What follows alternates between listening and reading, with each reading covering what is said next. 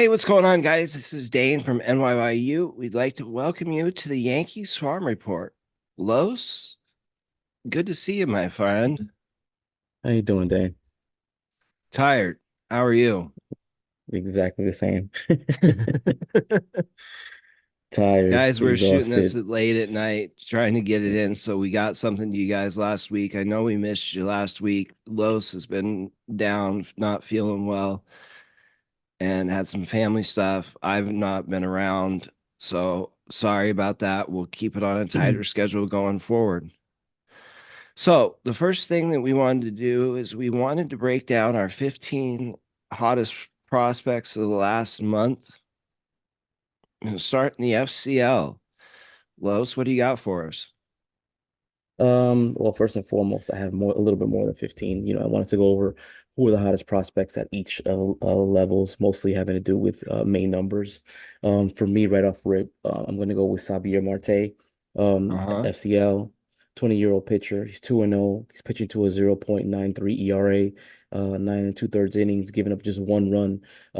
Walks are a little bit high, 6 walks, but that's unlike him. If you look at his DSL numbers, he has very good command. He does not walk a lot of hitters. Um, and 9 strikeouts. Last season, he pitched to a 2.43 ERA in 40 and 2/3 innings. He walked 13, had 42 strikeouts. Sounds like he's doing really well. hmm the next guy up I have is Ed Perez. Ed Perez is a 17-year-old kid, well, for a few more weeks. Um, he's the catcher. He's hitting 318, 1150 OPS, 4 extra base hits, a home run, 10 RBIs. He's got an incredible 32% walk rate. Mostly known for his defense, but now that he's stateside, his offense is starting to blossom. And he's putting up some big numbers. I mean, last season he hit 259 in the DSL. I mean, you've asked me about him before. Some of the other guys in our Yeah. chat have asked me too.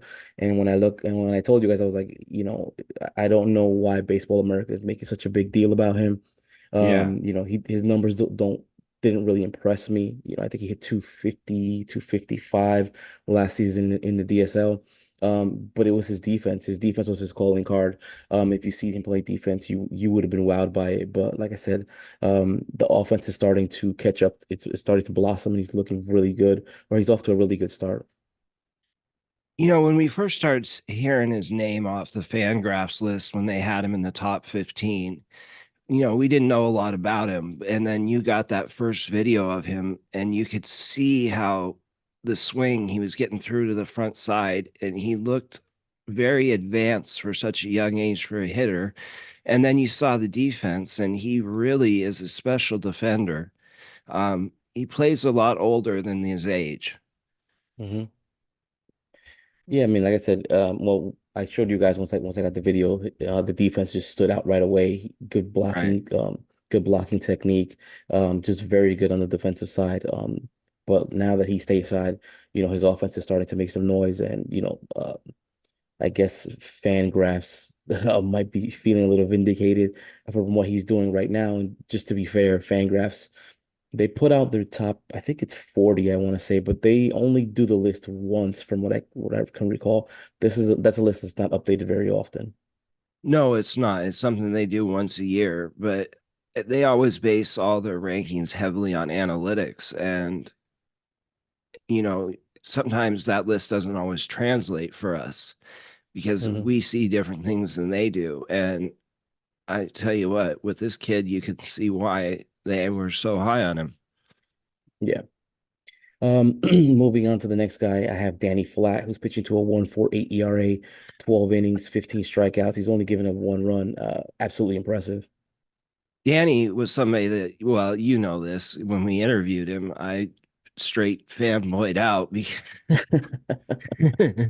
still the nicest hmm thing you've ever done for me, getting me that interview. That was Yeah. awesome. If you guys haven't hmm seen it, check it out. Danny's a great kid.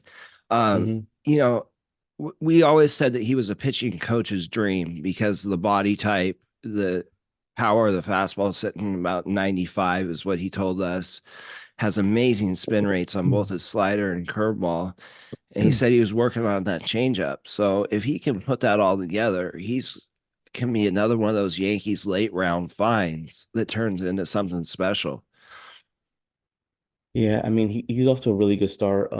Unfortunately for that draft class as far as pitching wise, it's been up and down. You know, there's um reality has hit a lot of them pretty hard. Yeah, it has. You know, uh Brady Rose started off really good. Really impressive debut for him at Tampa. Since then he's been hit hard.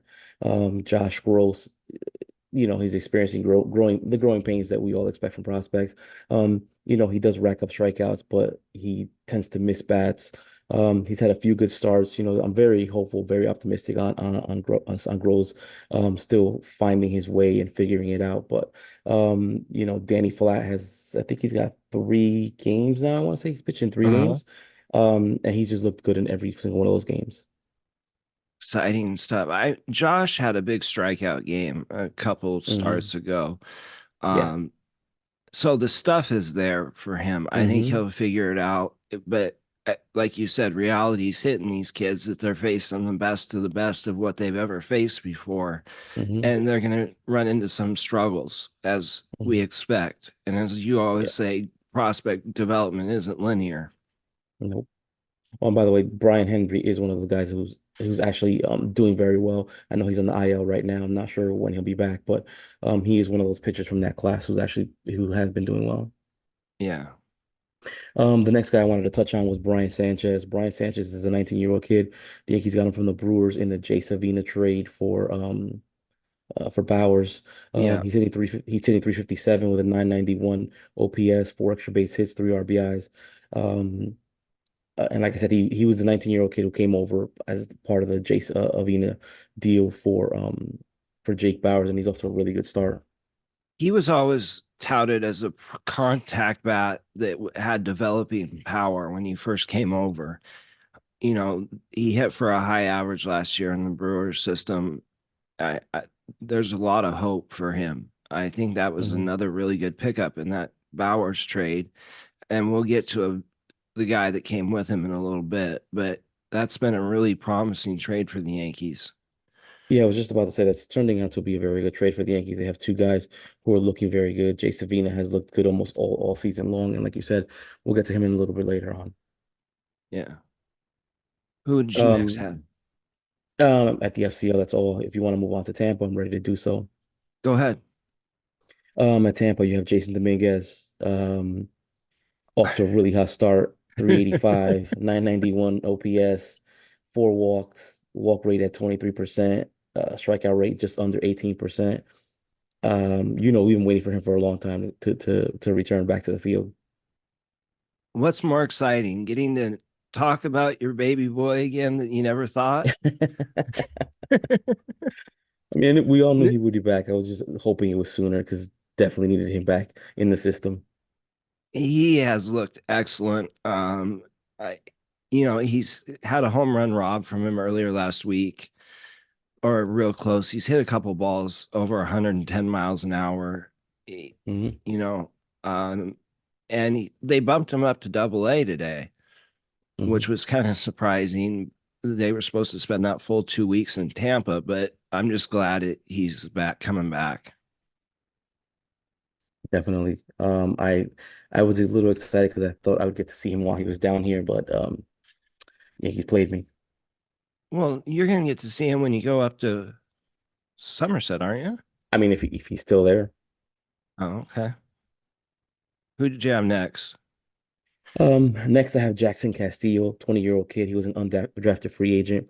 In the month of May, he's hitting 326, 484 on base percentage, 1114 OPS, 8 extra base hits, 3 home runs, 9 RBIs, 15 walks, 11 strikeouts. In the last 12 games, he's hitting 385, 1363 OPS, 563 on base percentage, 8 extra base hits, 3 home runs, 9 RBIs. And the batting average is now about 267 after a rough start. And he's playing great defense. He robbed the home run last week. I think Brophy might have tweeted it out. If you haven't checked it Yeah. out, take a look. Absolutely phenomenal play by him in center field. He's looked really, really good in center field. And the power hasn't really shown up as much, but he's hit for quite a few doubles. He's got 5 or 6 on the year, I believe. Hmm. Um, he's really been. more than what we thought he was going to be, being an undrafted. Well, we really didn't know what he was going to be, and he's looked like he's off to a very good start. And that's another one of those undrafted signings that the Yankees continue to do well on. Hmm. Yeah, he's playing really well. And you definitely want to see that because that Tampa team needs all the help on offense they could get. Yeah, they look like they've been struggling again. I think they Um, miss the a couple pieces that we traded. Yeah, yeah. Yeah, Um, but the next thing I wanted to mention was Hans Montero. Hans Montero has been hot since he was called up off the FCL roster. He's hitting 333, 407 on base percentage, six extra base hits, two home runs, five RBIs. He's playing solid defense, playing third, short, and second base. Um, I mean, the guy right now is hitting like he's not trying to go back to the FCL. I don't know how much yeah. playing time he's going to get once Emmanuel Tejada comes back. But he's gonna make it hard for them. He's looked really, really good. And, this is a kid that was very highly touted when we signed him. Hasn't had Mhm. the best start, but the talent is there. You can see that with the kid. He's a talented defender. You know, if he puts it all together, it's another shortstop, middle infielder in the Yankee system with a lot of promise. Yep. Um, Moving on, I'm gonna have Tomas Frick, the 23-year-old catcher. On the season, he's hitting 339, 451 on base percentage, 942 OPS, seven extra base hits, a home run, 10 RBIs. In the month of May, he's hitting 310, 946 OPS, five extra base hits, a home run, six RBIs. Um, he's currently platooning with Edison Duran, but he's clearly the much better option behind the plate, or not behind the plate, sorry, at the with the bat. Right. It's not even close. Do you think there's a possibility for promotion for him? I'm gonna say not at this moment because in front of him at Hudson Valley, you would have Rafael Flores, Right. Omar Martinez, and until they get moved up, I doubt very much you'll see him get a promotion. They're so loaded with catching in that system. It's remarkable. And Mhm. and then they have Jesus Rodriguez up there also who can Also, catch.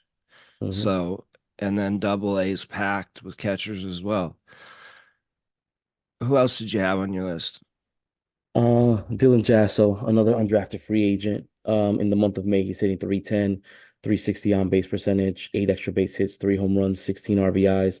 Um, Over the last 21 games, he's hitting 307, 893 OPS, 13 extra base hits, four home runs, 19 RBIs. He seems to be really catching on right now.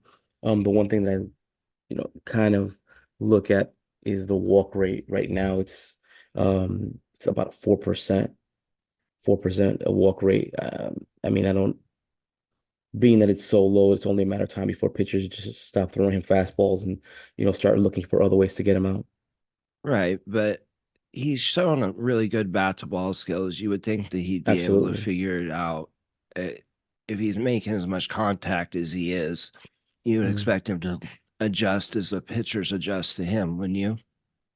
Right, but the thing is, as you move up, pitching gets better. Right, They're going to start to exploit that.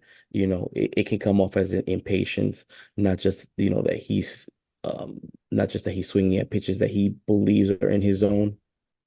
right. But with more coaching, he should be able to Oh yeah, improve that. Absolutely. absolutely, absolutely. That's the whole. Moving on, I have Luis Serna. Luis Serna is 19-year-old right-handed pitcher. He's bouncing back really nicely after missing half the season last year. Over his last three starts, he's 2-0 with a 1.76 ERA. 15 in the third innings, he's given up three hits, a walk, and 19 and 15 strikeouts. Absolutely phenomenal in 2022. He pitched to a 1.96 ERA over 41 innings. In 2023, like I said, he missed half the season, came back. He wasn't as effective as he was the season before. So hopefully we're starting to see signs that he's riding the ship and he's 100% healthy. He is so dominant with that changeup, but he has three other really good pitches.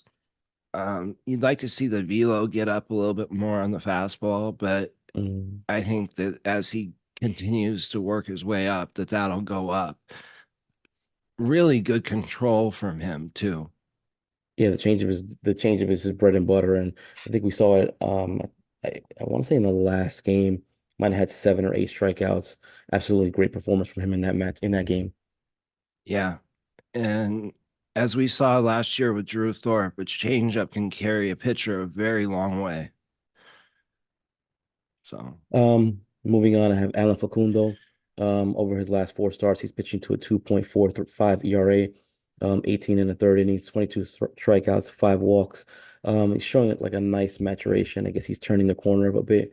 He missed 20, another one of the guys, he missed 2022. Last season, he was in the bullpen. He was phenomenal out of the bullpen.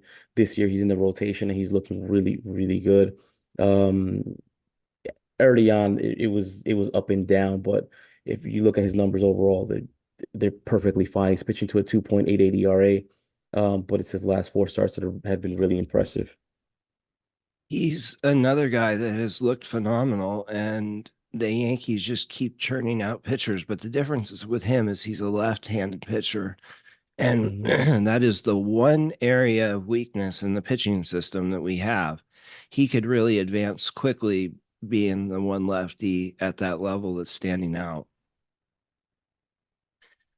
Do you have anyone at Tampa you want to talk about? No, you had all the guys on my list.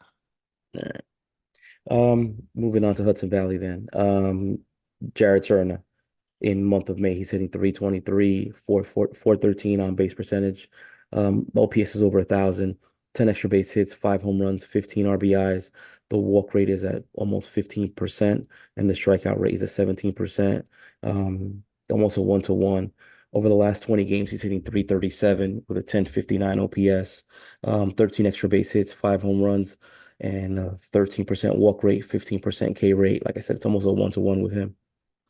Yeah, he's a phenomenal player. He started off hurt this year, and maybe that's why he Mhm. got off to a little bit of a slow start. But as he's shown in the past 3 years, the kid just hits. No matter what you do, he just hits. And I really hope that he gets an opportunity to be a Yankee. I think he would be a phenomenal player for us. He just wins. Yeah. Right now he's tied for third in the Sally for home runs with 7. The 26 RBIs is fourth in the league, and he's fifth in the league in walks. My hopes is that they challenge him. I told him before, I was like, you have no business being in this league. You should already be at Somerset. Somerset really needs a second baseman. No disrespect to Anthony Siegler. But I just feel Jared Turner needs a challenge. Yeah. It, we both thought that he should have been in Hudson Valley last year. Yep. I mean, the kid absolutely destroyed A ball. And, Hmm. you know, they ought to challenge him because they're going to need a second baseman next year at some point. And, maybe mid-season next year, it could be him. Possible. I mean, you would want to put all your chips in place, and just see what he has. If put him at that next level, see how he takes to the challenge. Yeah. I have high confidence that he'll do very, very well no matter where he's at. Hmm. Next I have Rafael Flores. Rafael Flores for me is probably the hottest prospect in the system right now. In the month of May, he's hitting 378, 500 on base percentage, OPS over 1,000, 5 extra base hits, 10 RBIs. It's almost a 1-to-1, 8 walks, 10 Ks. Um, his batted balls in play might be unsustainable because it's near 500. He's just riding a hot wave right now. Um, you're not seeing the home runs. I'm not sure how much power, or I'm not sure how many home runs you are going to see out of his bat. But Right. what you can see is that he is hitting. He's hitting balls into the gaps. The doubles are there. I forgot where he is in the league, um, but he's got 12 extra base hits this season. He didn't hit for a lot of power last year either. And Mm, that was something that we had discussed before, but he's still putting the bat to the ball and making a lot of contact. And, when you put the ball in play contact, good things happen. mhm. Oh, here it is. He's 10. I'm sorry. I missed it here. He's third in the league in doubles. Those doubles will turn into home runs someday soon as the power develops. Next up, I have your boy Jesus Rodriguez. In the month of May, he's hitting 328, 420 on base percentage, 972 OPS, seven extra base hits, three home runs, 11 RBIs, 10 walks, nine strikeouts. Over the last 23 games, he's hitting 330 with a 420 on base percentage, 11 extra base hits, four home runs, 17 RBIs, 14 walks to 13 Ks. I love that kid. I really do. So I went back and I looked at the complete number of games that he's played at Hudson Valley. Mhm.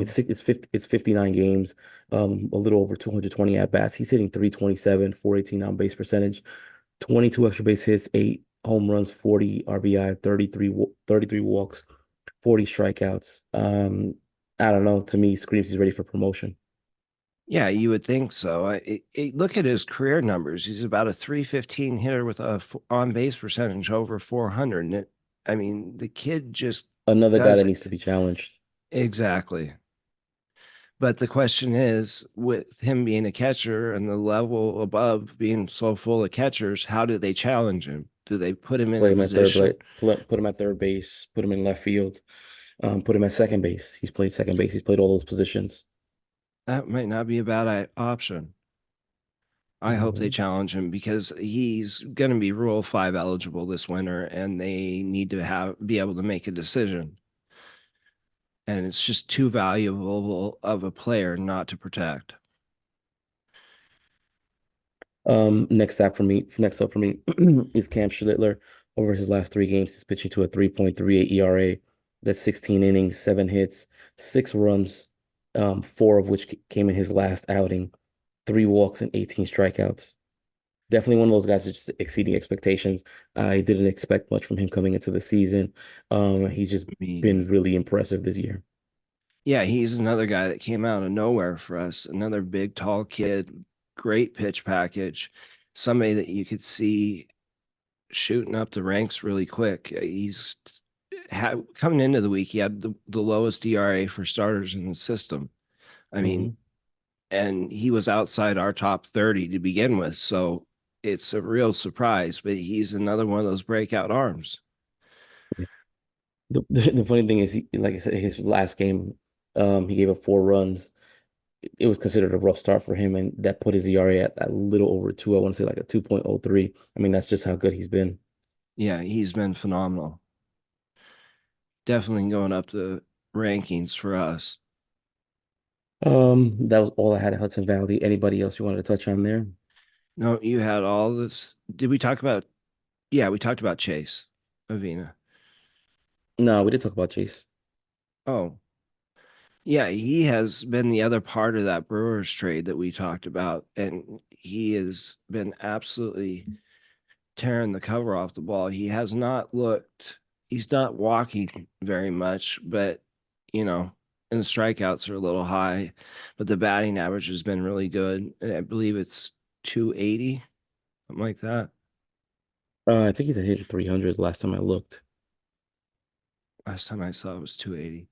But he's Yeah, been he's at another, 310. He's okay. at 310 with a 412 on base. He's been another phenomenal piece. And, he's another outfielder, but he's got some pop. It's Mhm. just an all around nice trade for the Yankees on that. Yeah, definitely can't complain, especially for what they traded away. Yeah, no kidding.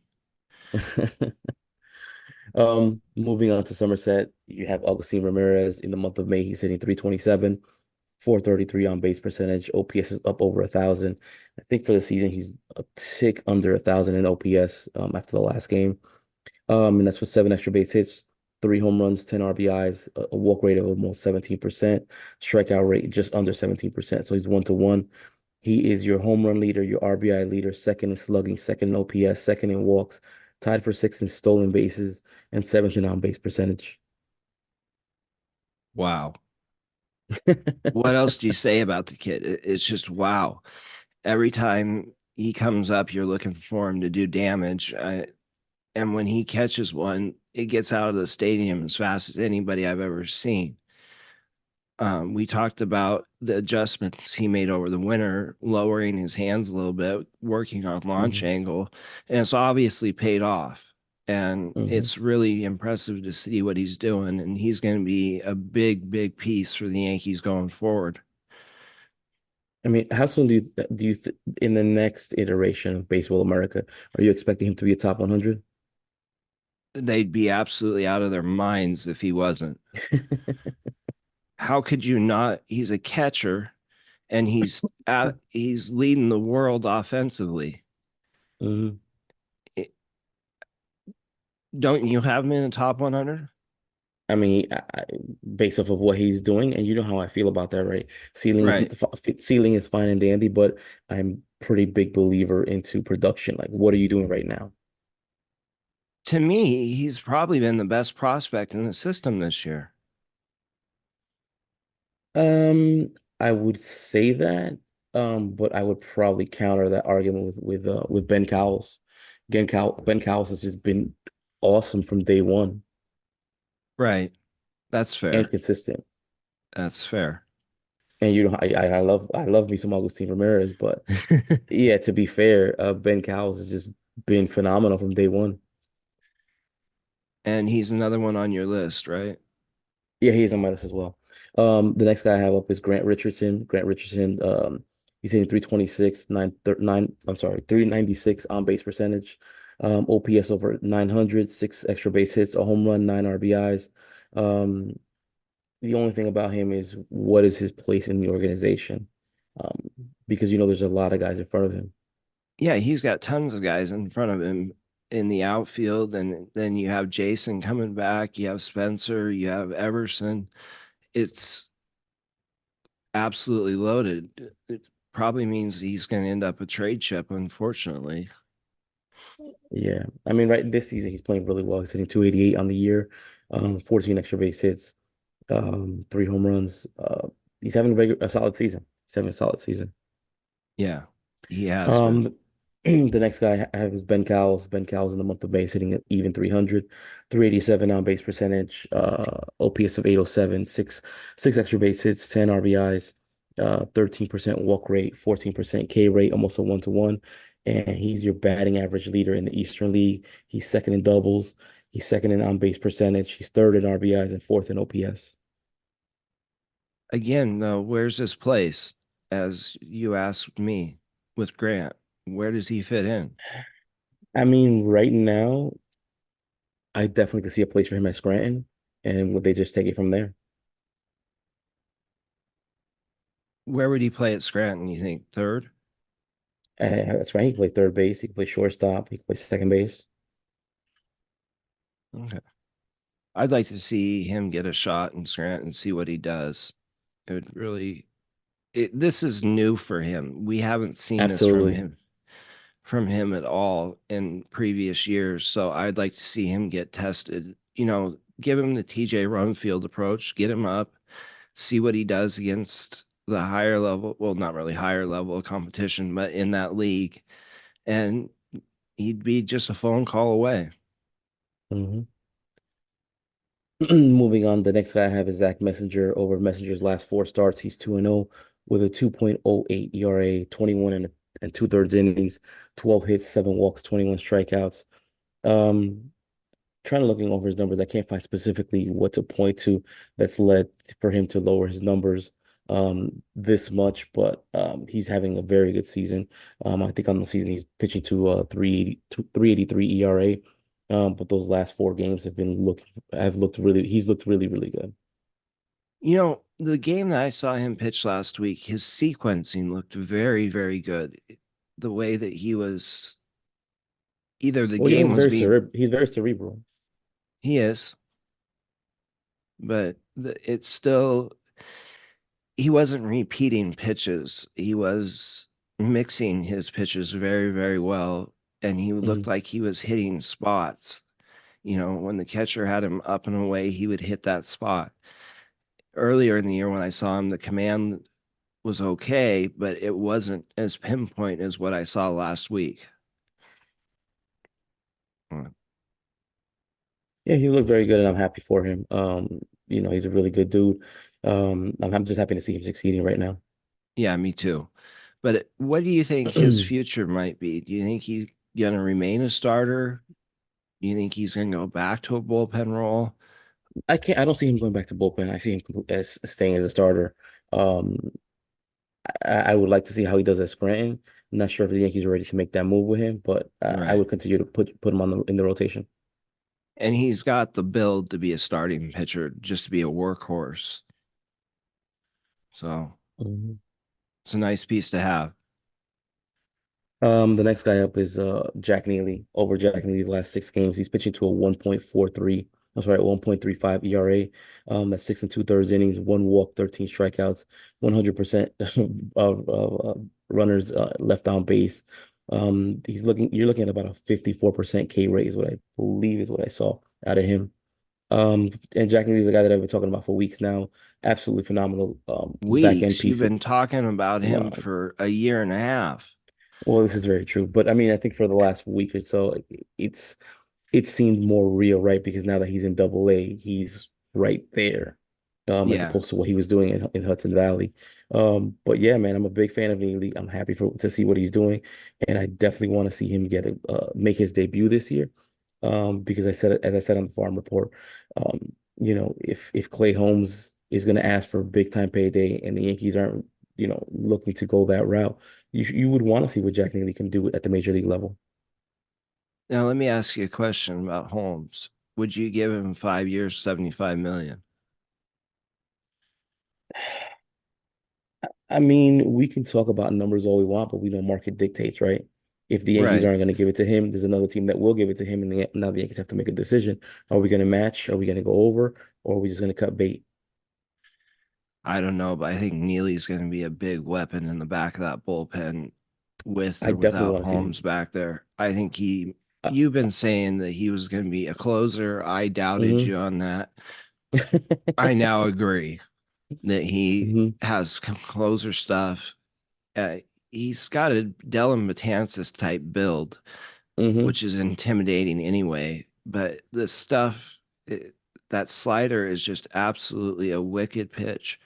He hmm destroys people with that pitch. Yeah, and just to clarify what you just said, right? He does have a Dellin Betances build. He's about 6'8", 6'7", but he doesn't have that 101 mile an hour fastball. He's sitting No, about 94, I want to say 94, maybe 95, but the slider and his sequencing is very, very good. yeah. And with that release point, it's just straight downhill and it's hard to pick up no matter what. Good things coming for him, for Yeah, sure. absolutely agree with that. Anyone else you want to talk about at Somerset? No, you got everybody on my list. Moving on to Scranton, then I have TJ Rumfield, who has just been awesome since he got to AAA. He's hitting 315, 369 on base percentage, 10 extra base hits, 2 home runs, 22 RBIs. In the month of May, he's hitting 333, 829 OPS, 4 extra base hits, a home run. The K rate is down under 13%. Uh, he's playing phenomenal defense there as well. There's not much else I can say about TJ Rumfield that hasn't already been said. That kid is absolutely phenomenal. He is. Been, you and Brophy were big on him coming into this year. I wasn't as much, but he really looks like he could be the first baseman in the future for this team. I mean, Uh, the only thing that I had with Brumfield is that I wanted him to find like a happy medium. Last year he sold out his contact tool for power. right. The power numbers were there, but the batting average dropped tremendously. The K rate went up. And this season he seemed to have reversed that a bit. Yeah. Um, but I expect the home runs will come eventually. I'm, we saw the power off the bat when he makes contact, square contact in the spring breakout game. He absolutely crushed that home run. Mm. And so the power's there. He'll figure it out and he'll be a 20 home run guy at the next level, I think. My last guy that I have is Clayton Beater. Clayton Beater over the last, well, on the season as a whole, he's 3-1 with a 2.53 ERA, 32 innings, 44 strikeouts. Over his last 4 games, he's 2-0 to a 1.83 ERA, 19 and 2/3 innings, 26 strikeouts. Beater has just been very, very good. I know the command is up and down with him, One game is just wild. The next game he's got it under control. Uh, I don't know how he finds a remedy to that situation, but even when he does walk a lot of hitters, I think in the last game he walked four, maybe five. It's Five. almost it's almost that he's what's the term? Ineffectively wild or effectively wild. Effectively wild, yeah. Yeah. I again, he's making me look silly doubting him as a starting pitcher because he's doing it and he's doing it better than just about anybody at that level. Hmm. He's been the best starter for the Yankees in AAA, and And most unfor consistent. yeah, and unfortunately, he was just put on the IL, Hmm. but it's a 7-day IL, so they must not think it's too bad. Hopefully, it's nothing that's a big deal, but I want to see him in the Bronx this year. They need bullpen help, and they that would be a great role for him to break in. Do the Clark Schmidt role and let him break in that way, and then eventually get a shot in the rotation. Yeah, I could definitely see that being the path for him. I mean, um, right now the rotation is so good. Um, that's pretty much the only way he's going to be able to make his. Well, he's already debuted this season, but Right. get back to the Bronx would be through the bullpen. Yeah. And he has the composure on the mound that he can handle pressure situations. He doesn't seem to get rattled that I have Hmm. seen. No, he I doesn't. He doesn't seem that. Yeah, even when he's on the ropes, as you said, he's had outings where he's had five walks and he bends, but he doesn't break. and we got him for Joey Gallo. That's the best part. I don't ever want to mention that guy's name again. Oh, sorry. Joey Gallo. No, me. Yeah. Oh. You guys can. All right. You got anything else for us? No, that rounds out my list of the hottest guys for the month of May. All right. What do you got coming the rest of this week? Just continue to work this weekend on Saturday, possibly Sunday for sure, maybe Saturday as well. I'll be at the Tarpons game up in Jupiter. If anybody's in the area and wants to link up, just shoot me a DM. Hit me on Instagram or hit me on Twitter. Then in June I'll be back in Jersey, so I'm gonna catch a Somerset game. I'm supposed to link up with maybe Pete and definitely Kev. Yep. Um, with Kev, I'll definitely go in Hudson Valley as well. So I'll be Pete up said he north was for a couple going when I days. talked to him a little while ago. He said Mm, that the three of you were going to go. So that yeah. is So incredible. we'll be at Somerset. I think that is June 8th. I want to say June 8th. And then that Sunday we'll be at Hudson Valley. Nice. Well, he smacked the like on the way out, guys.